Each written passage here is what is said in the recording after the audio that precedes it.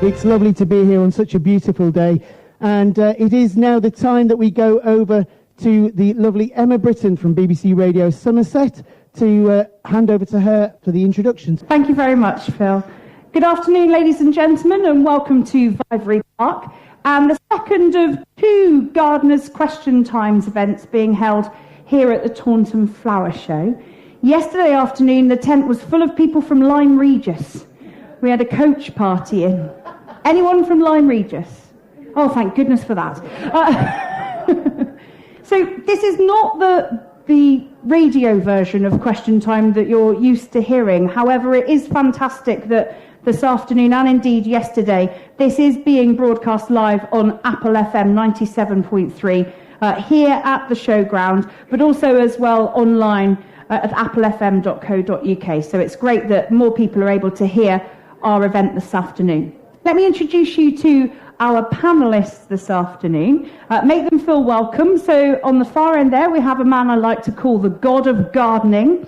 He used to be in charge of Parks and Gardens in Taunton Deane, very heavily involved in Britain in Bloom, a judge here at the Flower Show.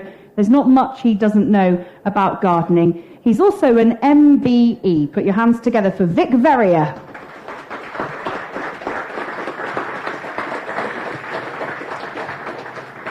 Our next panellist is Andrew Pittman, who's the plant manager at Monkton Elm Garden Centre, just outside of Taunton. He's the Peter Pan of gardening, because he looks quite young, but he's been there since dinosaurs roamed the earth. Now, also, something I was remiss of me to not mention yesterday is that Monkton Elm Garden Centre's garden on the Alice in Wonderland theme that you'll find in the floral marquee has won Best in Show this year. Please welcome Andrew Pittman.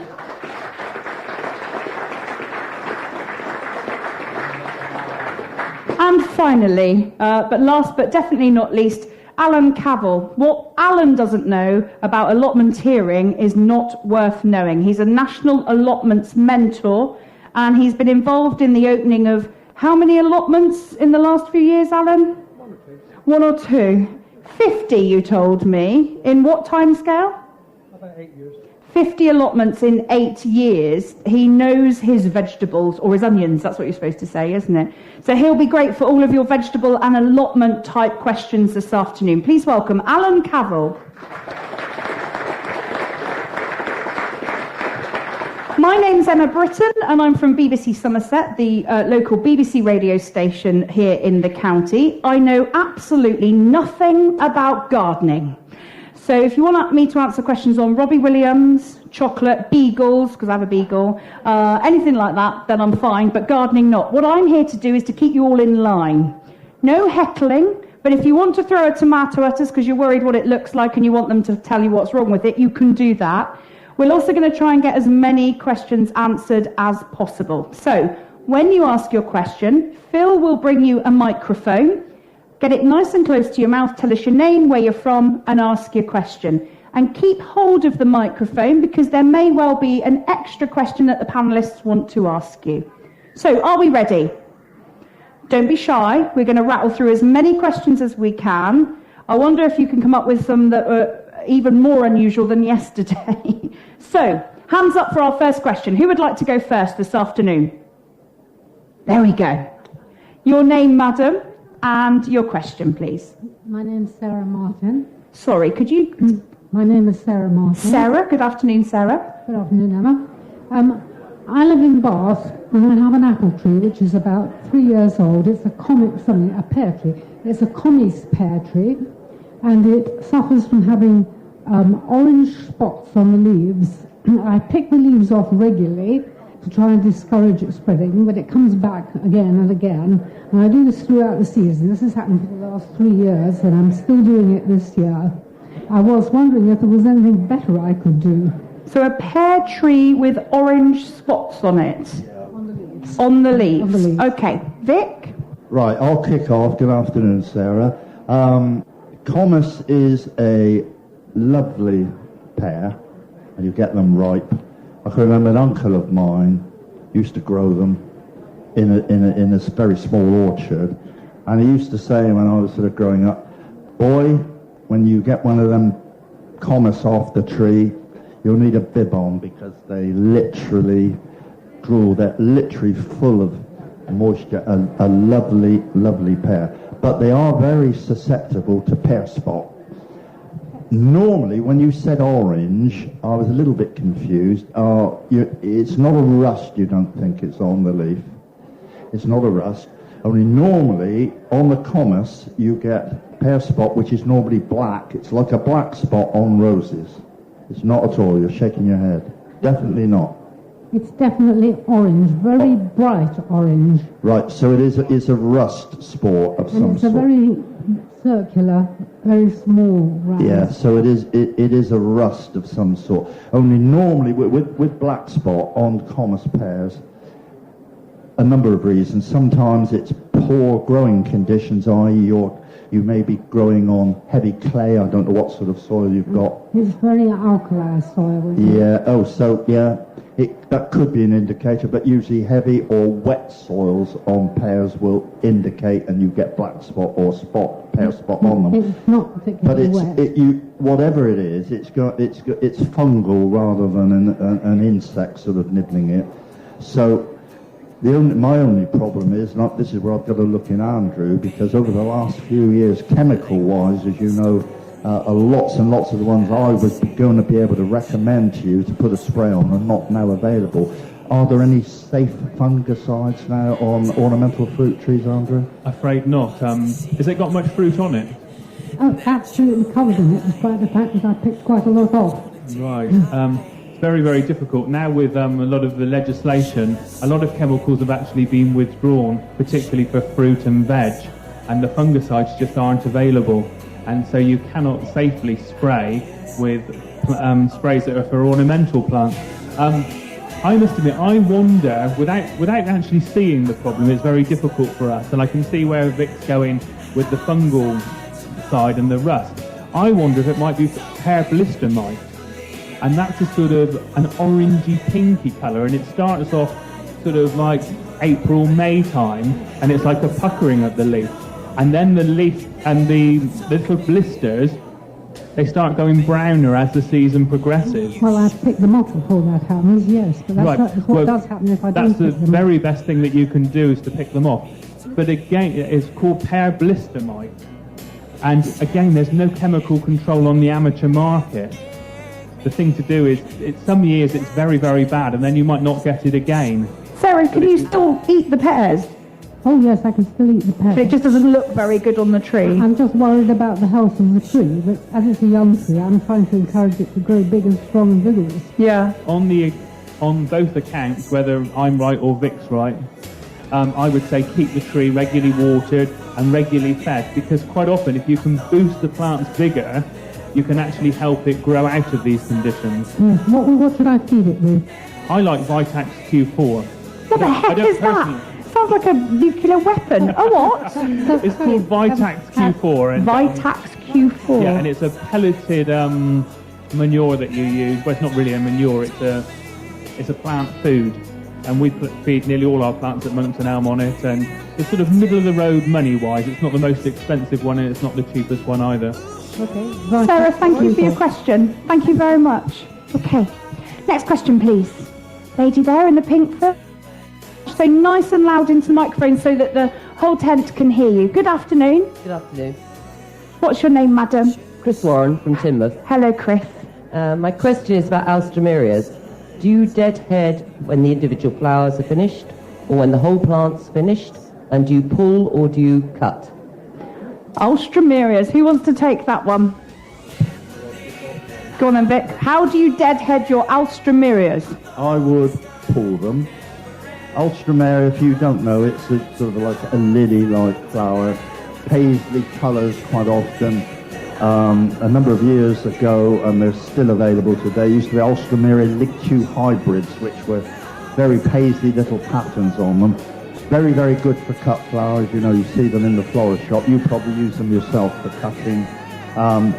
Come up about 2.5, 3 foot high. Normally, and I'm only going now on what we used to get, I knew a local nurseryman that used to grow them both outdoors as a crop and also under a polytunnel.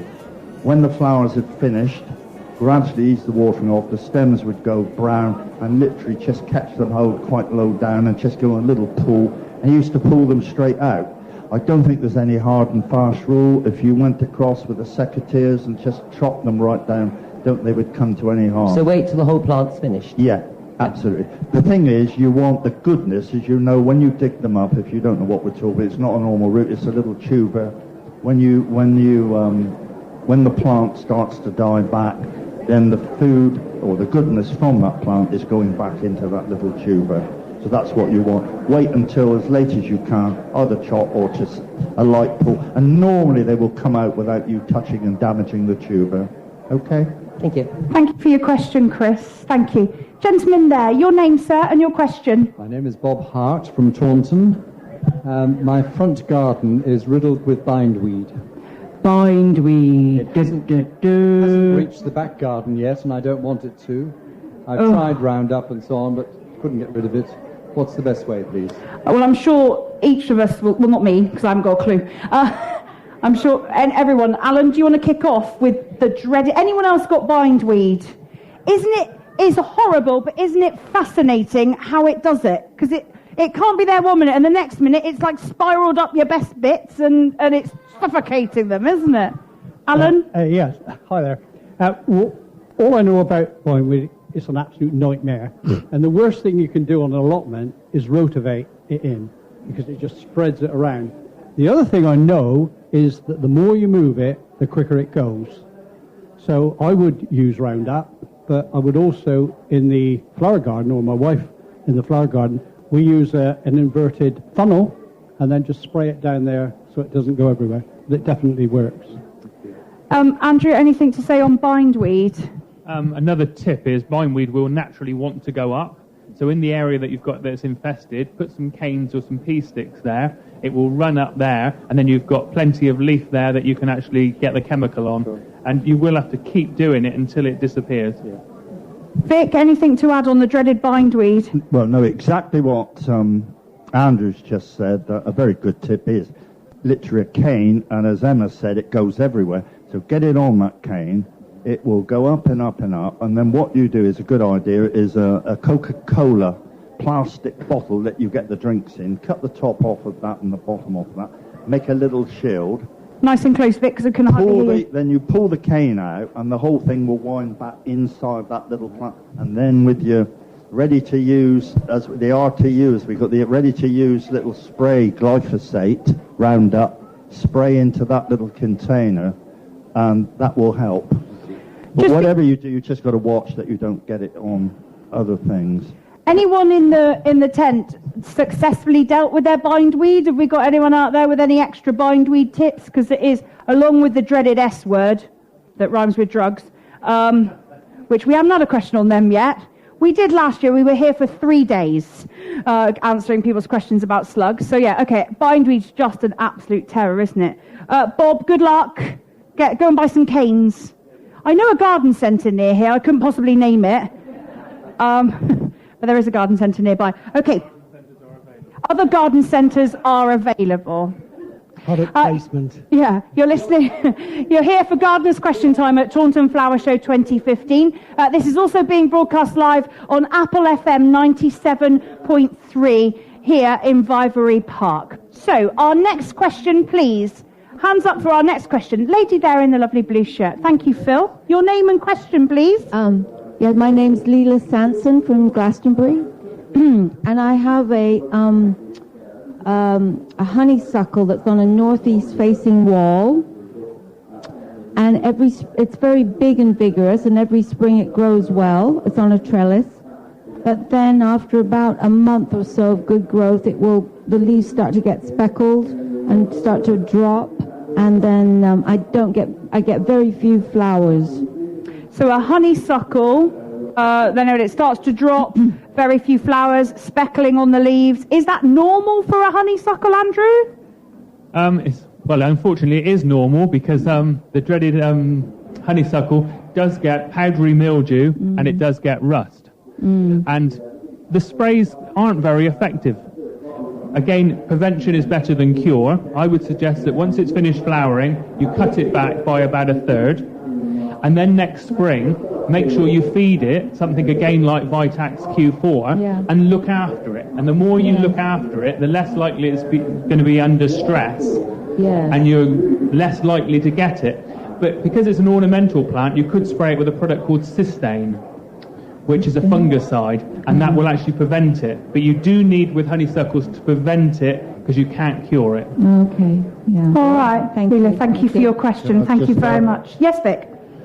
No, I was just going to ask, have you got other plants growing around the base of your honeysuckle at all? Well, I tried some clematis to sort of go on the same trellis to sort of fill it in. Right. But it's quite dark there, and they haven't done very well either. Oh, right. But they don't seem to get the rust and stuff. I agree exactly what Andrew said, exactly like that. But what I often say to people, you just need to look at the plant that we're talking about and try and go back to nature and find out where it comes from. Now, if you take our native honeysuckle, where do you normally find them? God knows, in Monkton Elm Garden Centre, isn't it? In hedges and... Well, no, you see them in the hedgerows. Now, as you're going around, you see them in the hedgerows. Where are they? They're literally tumbling all over the tops of hedgerows, go up into trees. Yeah. But where are the roots to? The roots are hidden all amongst that base of that hedgerow. Yes. Quite often, exactly what Andrew said, they are subject to mildew, and mildew only comes because the plant is under stress and it's drying out. In the hedgerow situation, it's all buried in amongst the hedge, and it's got other. So if you can get other planting around the base and feed it well, like Andrew said, then you've got a good chance that you'll avoid that happening. Yeah, I do have a lot of plants around the base actually, and there's a big ornamental fuchsia, sort of like a little tree. Maybe you just need a good feed, as Andrew said, and plenty of water. Yeah. Okay. Thank you. Thank you for your question. Do we have any? Just to add one last thing, some varieties get it worse than others, and no matter what you do, you can't keep on top of it. So I think what he's trying to say, Leela, is you have to buy a new one. Yeah. Do we have any vegetable questions? I'm worried poor old Alan here hasn't talked about vegetables yet. Oh, don't worry about that. No, we need. I like hearing about your vegetables. Sir, your name and your question, please. It's already on. Speak away. My name is Bob Hands. I'm from Timoth, and for years we've been growing enormous runner beans. This year, for about 30 years, using our own seed every year. We usually pot them in well-matured manure, in pots in a cold greenhouse. This year, complete germination failure twice, and the beans that have grown, I would think we've lost about 70% of the plants this year. We've done nothing different to any other year we've been growing them. What do you think's causing it? Well, you're certainly not alone. I've had more questions about runner beans this year than at all. And germination has been bad. The only thing I could suggest, you've been using the same seed year in, year out? Yes. I'm just wondering if one of the new varieties has got sort of mixed up with it, with cross-pollination or something, in so much that those new varieties are very susceptible to rotting.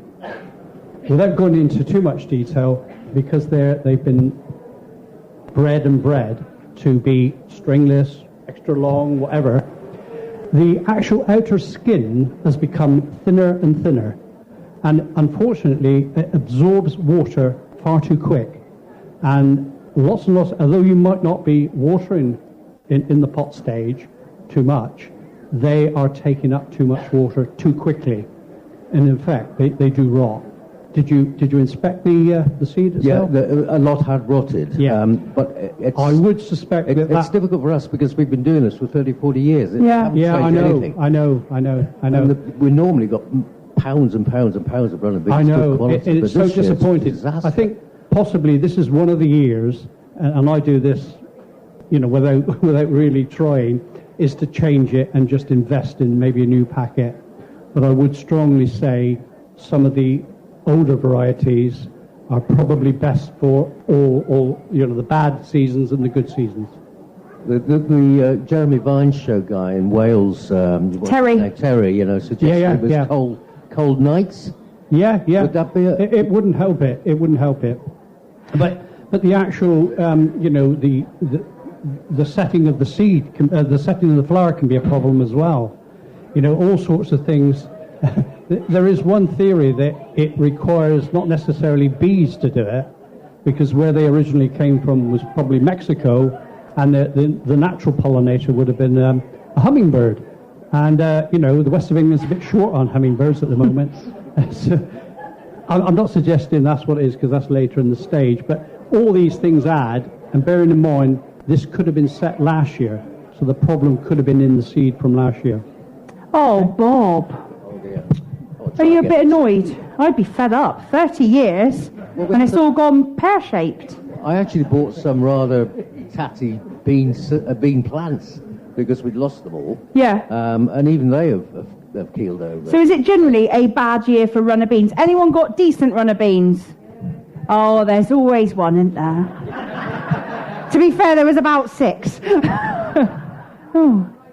Oh, now he's boasting how big they are. He went like that and he told me it was 10 inches. Okay, so a mixed year for the runner bean. Andrew, did you want to add anything with regards to runner beans? Well, I only wanted to ask Alan, really, how many years he would recommend collecting the same seed. Oh, good point. I've been doing it for 30-odd years as well, but I do ring the changes, and I did change, I think it was 3 years ago. Long old story, but Vic, bear with me on this. I had a real mix-up with my seed that year, and I went in for a longer one for showing, which was Benchmaster.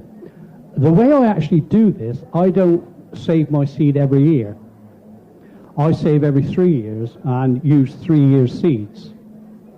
So what I would do is grow some early, really early, and protect them from the early frost, and just save all the seed.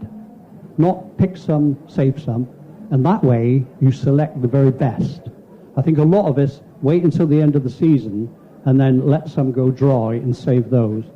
Well, my advice would be deliberately grow some for, and it is worthwhile, but then you get the very best. You see where I'm coming from? I do indeed. Furthermore, you don't get the cross-pollination going on because you're probably the only one who's got your seed. And if you get enough, that will take you over the next couple of years, so you don't have to go through that process every year. Right. Good luck, Thank Bob. You. Idea. Thank you very much. Okay, great question, but bad news for Bob. I feel bad for Bob now. While he was keeping them for 30 years, Andrew was going, Okay, next question, please. Lady there, thank you. Your name and question, please. My name is Carolyn Blackwood, and I live in Taunton. I live in a retirement village, so I've only got a small bit of garden and some pots. Can you recommend some flowering plants that will give me a long season and lots of flowers? Oh, great question, Carolyn. Here comes the plant master. I'll kick off on the first one. A plant that's not very well known, to be honest. It's a member of the pea family, and it's called Coronilla. And it has a tiny little pea-like yellow flower.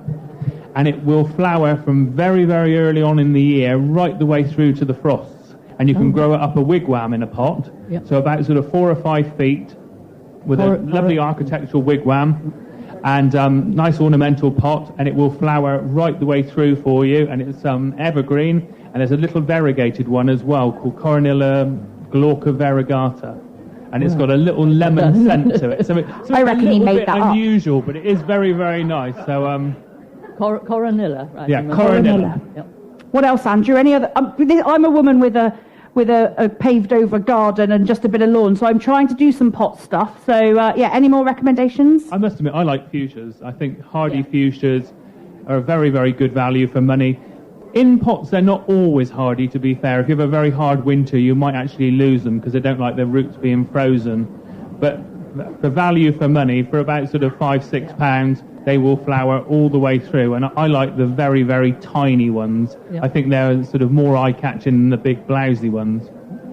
Yes, I love fuchsias. I've got several of them. And Hebes are always good value for money as well. Yes. If you choose one, something like Pagei, which has got a lovely grey leaf, so you've got a silver tinge all the time, white flower in the spring. Does that help, Carolyn? Yes, that's great. Thank you very much. Great question. Thank you very much. Okay, lady down here, Phil, had a question here in the second row. There we go. Your name and question, please. Hello, I'm Dawn from Midsummer Norton. Hello, Dawn. I like fuchsias as well, but this year and last year I had a problem with them. It's like tiny little holes and going brown on the leaves. And I've also seen like a black little beetle on them this year, not long ago. What's my problem with them? Go on, Vic.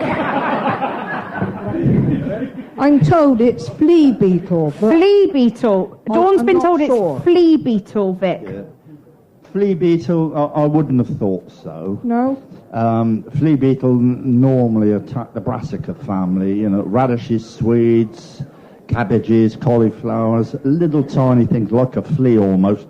When you see the rows of young seeds, Alan will know out on the allotment, they're hopping all over the place. Wouldn't have thought on your fuchsias that they would have been a problem. No. I'm going to ask you a few, obviously. Are they growing in pots? No, in the garden. In the garden. So yes. are you watering them well? Yes.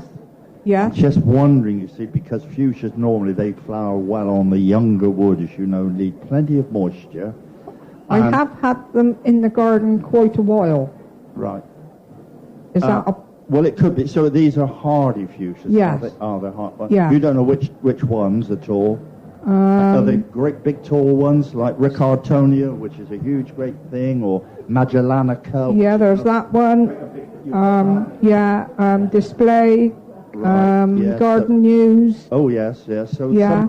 So you've got two sorts. You've got sort of some species there, and also you've got what we call more display fuchsias, like the last two you've mentioned. Yeah. Are semi-hardy. In the southwest, we're able to get away with it. You sort of put them.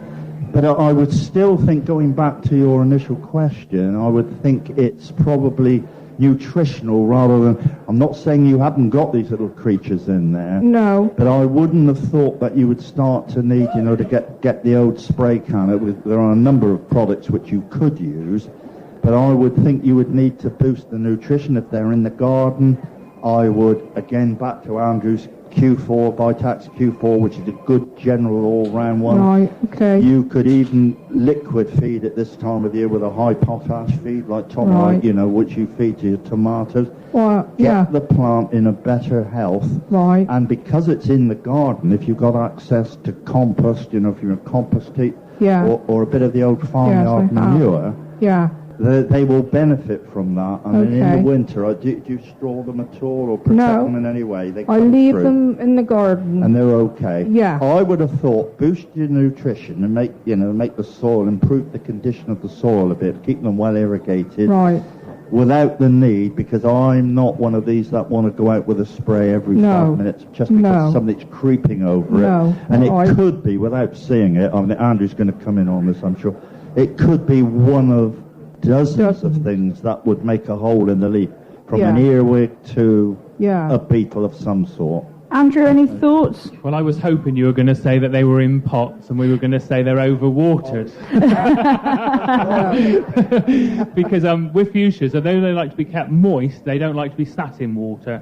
And particularly early on in the season, I know, we sell a lot of fuchsias, and they only need to be overwatered a couple of times, and then they do get black spots on their leaves, and they look pretty sick. Yeah. But I agree with Vic, really. All right. And if you do everything like that, and you're still getting it, it wouldn't be a bad idea to give them a spray. Right. Just a general insecticide spray. Okay.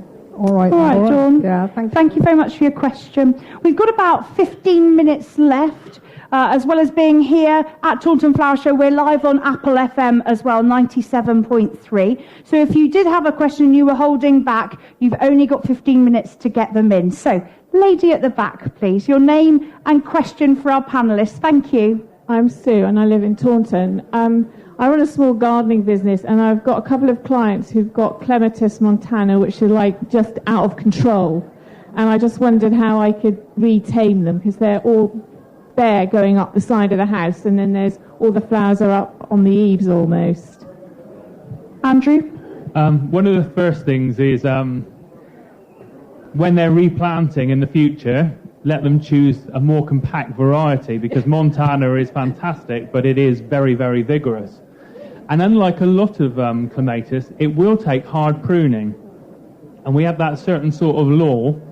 If you don't care whether they're going to come back or not, you can cut them down to about sort of 2-3 foot to brown wood, and they reshoot and they come again, and they're absolutely brilliant. If it's very, very precious and it's one that Granny gave you, I wouldn't risk it, because if you're desperate for them to come back, they don't always reshoot out of brown wood. But the only thing you can do is to cut them back hard and see if they will come back, because the plant's natural thing is to put on the growth at the end and just keep growing. And if it was a new plant, I would say cut it back after it's finished flowering every year, and that will keep it more juvenile. But because it's an old and it's mature, the only thing you can do is after it's finished flowering, cut it back hard. This must be hard for you, Sue, if they're your clients, because if you cut it back hard and it dies, Sue killed my clematis. Is it too late to cut them back now? Yes. It is, so I'd have to wait till next year after they've flowered. Yeah. Okay, thank you. Just to add what Andrew's just said, if it's any consolation, I had to have a new pergola, or a pergola replenished this last spring, and I had Clematis montana Frida, which is one of the species. I don't know if you know it. It's the straight montana is a pink, and then you get Albo, the white. Frida is one of the newer hybrids, a deeper maroony pink. That was all over the top, just like yours. I had to get the work done, exactly as Andrew said. I thought, got to take a chance, and I chopped it, and it was chopped down to 2 feet, just a bare stem. It is now 8 to 10 feet high, all brand new growth, all up over the top. No flowers, obviously, this year, but next year it will be flowering again. So, as you say, as Andrew, if it's not too precious, chop it in the spring.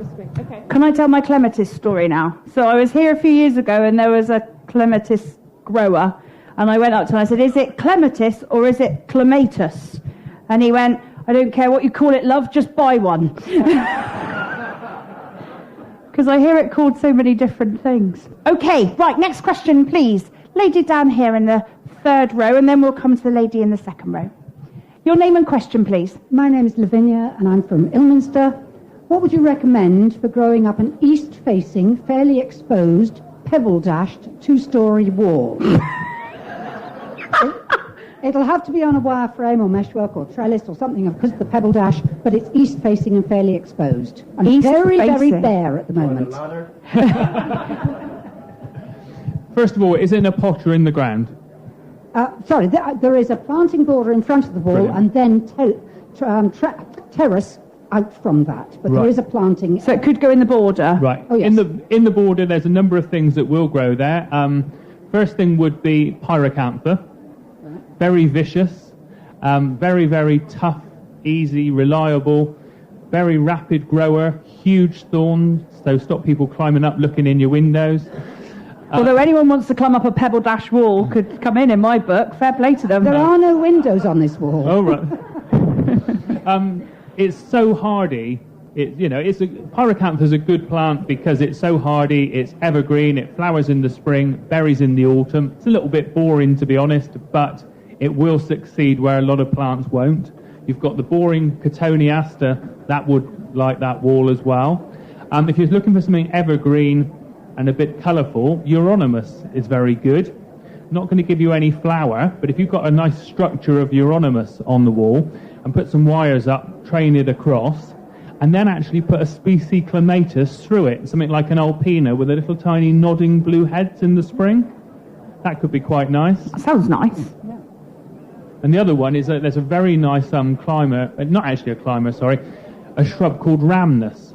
And it looks a little bit like Pittosporum with a variegated leaf. And I've got one of those on a north wall at home, trained flat against it, and it looks very, very nice.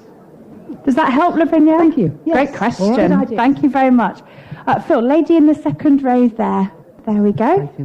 Your name and question, please. Hi, my name is Pat Priddle. I'm from Wellington. Nice to see you, Emma, since XL Bridgewater. Thank you very much.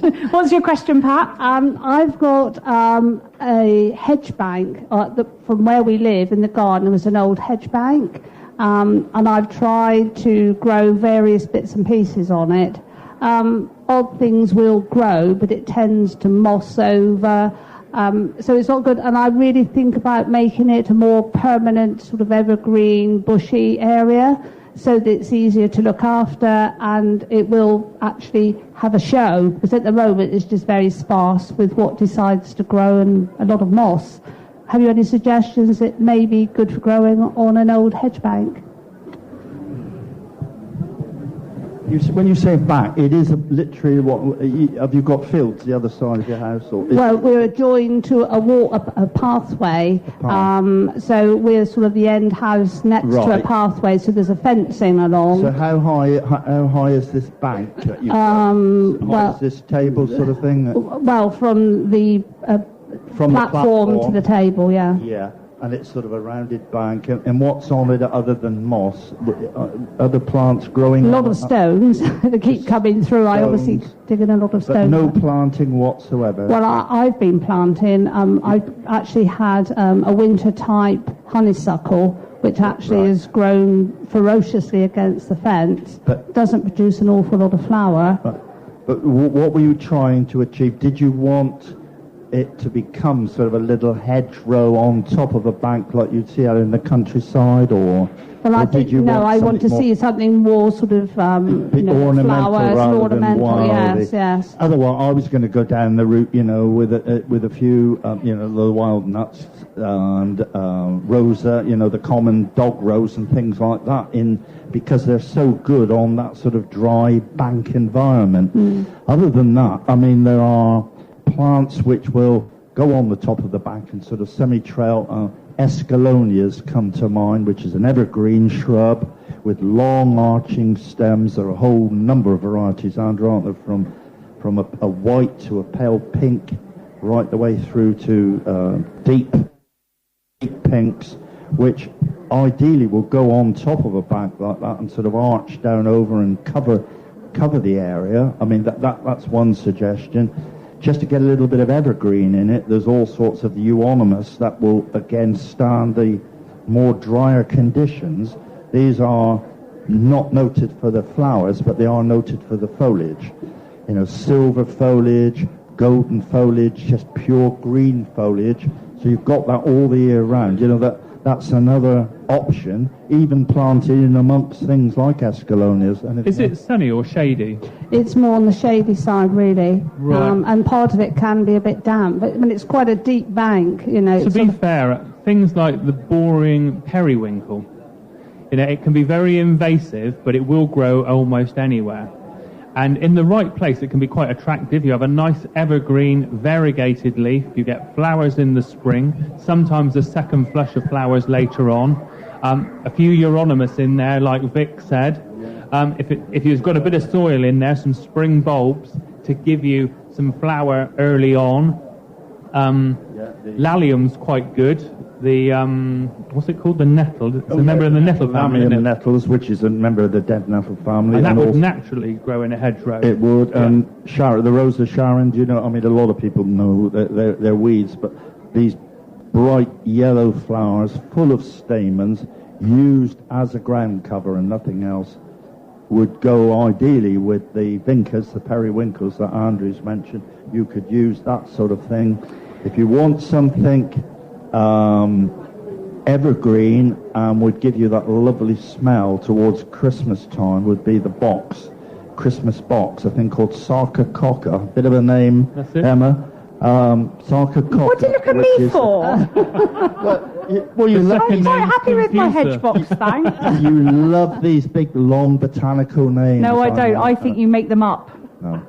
Christmas box. See, what's wrong with saying Christmas box? Christmas box. But it gets that lovely smell near the door, or on your bank, walking down the garden, you get that sort of... Lots of ideas there, Pat, isn't there? Interplanted. You could, so there's a number of ideas that you could use. Thank you very much. They'll have them in soon. We are not on commission to Monkton Elm Garden Centre. But what we are is we have about 5 minutes left for Gardener's Question Time. And Phil, sorry? I actually have a question. Phil has a question. If I may. Wow. For many years, the last 5 to 7 years, I've tried to grow tomatoes both in the ground and in tomato bags from various garden centres around and about. and I always seem to get the same problem, and that's black spots on both the actual stems and then onto the fruits, whether they're in the ground, whether they're in grow bags. I can't seem to get them. I have to ruin them. I have to trash them. Help, Phil, Alan. Where you could try investing in some of the new grafted varieties. They give you some extra time, and I suspect that probably it's various... Are they being grown outside? Yes, I am. I'm taking it from outside, yeah. It's a problem, and it's a challenge, and this year has been particularly difficult inside, and a lot of people have done better outside. To be quite honest with you, it's one of those seasons. But I would strongly advise having a change, maybe spending a few pennies more, but try one of the grafting ones. To change of variety. I do try different types. I have tried quite a lot of Elsa Craig, and I've tried various cherry ones. I'm not fussed. I've even tried yellow tomatoes deliberately, just to try and vary it. But every single time, it's in a south-facing garden, no matter where I go, I always end up having to throw them, to trash them. And I'm worried that it's blight, but I don't see how it can be. No, it makes no sense. Have you tried a grafted one? They are quite different. I don't know what a grafting one is. It's the first time I've heard of it. So. They just give you a little bit more time, and they are worth a try, but they will cost you a little bit more. Okay. Just as a change next year. Okay? One of the things, Alan is absolutely right. I've got about 10 tomato plants at home, all different varieties. I love them. They're all about 6-8 foot high. He's boasting now, isn't he? And there's no black spots on mine. Half of them are in grow bags, half of them are in large flower pots. The biggest thing for amateurs with growing tomatoes is watering. Unless the regime of watering is spot on, they will get all the problems that you get. I invested in an automatic watering system. I love tomatoes so much, and I have invested in a timed watering system where it goes on for 5 minutes at a time, or 10 minutes of that a day, and it's on a dribble with various heads. I've tried it with all different heads. I've been there. I've done it. I cannot win. I don't understand why. I would ask for your money back. Yeah. Phil, I reckon you've got black spot. It's not coming from you. I'm wondering if it's something I'm doing wrong. Yeah, something from you. Phil and his black spot. That's worrying. Thank you. I might be able to squeeze in one very, very quick question just behind you, Phil. One very quick question if we can. We're nearly out of time. Hello, my name is Eileen. I live in Taunton. Hello, Eileen. I have grown tomatoes in pots on my patio for the last 6 years, and at the bottom of each plant, I plant a French marigold. And I have never had blight or leaf drop, anything. And I have beautiful little cherry tomatoes on trusses of about 20 fruits on each truss. Wow, Phil didn't hear that. Eileen plants a French marigold at the base of her tomatoes and never had any problems. Never. You need a French marigold in your life. I think you've probably hit it there, because this companion growing can be the answer. It really can. The other thing I've discovered year before last was that to, if you like, hold back the blight, both in potatoes and tomatoes, we've been using an ordinary soluble aspirin. Really? Yeah, in a litre of water. That's a 300 meg aspirin. Tomatoes don't have headaches, Alan. Well, mine do. They give me a headache, I can tell you. And that does actually hold it back very well. Wow, it's just if you prefer to use something like that rather than anything else that you can't buy now, it's worth a try. Yeah. Very cheap, and it does hold it back, both for anything from that sort of family, Phil, you need a French marigold and a packet of aspirin. That's what you need. Ladies and gentlemen, thank you very much. We've done pear tree spots, alstroemeria, bindweed, honeysuckle, runner beans, coronillas, fuchsias, clematis, a pebble dash wall, a hedge bank, and tomatoes, to name but a few. Thank you for all your questions this afternoon at Gardener's Question Time. Please put your hands together for Vic Verrier, Andrew Pittman and Alan Cavell. Yes, ladies and gentlemen, thank you very much. I would also like to pay very special thanks to the lovely Emma Britton from BBC Radio Somerset. Thank you very much, Emma. And a very special thanks to the committee of the Flower Show for allowing 97.3 Taunton's community radio station run by volunteers for the whole community to be able to broadcast this live. For the